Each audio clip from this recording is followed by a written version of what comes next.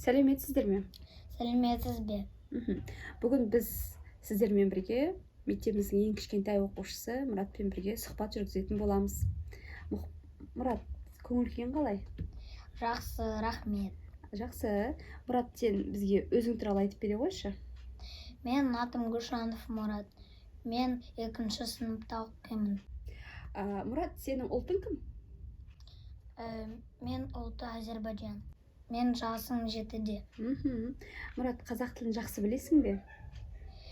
Мен жақсы білмеймін, бірақ түсінемін. Мұрат, сен қазақ тілін қалай тез үйреніп алдың? Мен қазақ тілі үйірмесіне барамын. Қазақ тілі үйірмесіне барады екен Мұрат. Жарайсың.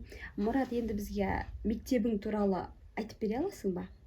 Нөмірі 1-ші мектепте оқимын. Мен Мектебің қандай мектеп? мектепте жақсы көремін. Мектебің қандай сенің? Мен мектебін үлкен және таза және кең. Әдемі ма? Әдемі. Мектепте сенің достарың бар ма? Я, бар. Жарайсың. Ал енді Мұрат, біз сенен қазақша өлең тыңдағымыз келіп отыр. Айтып бере қойшы бізге қазақша өлең.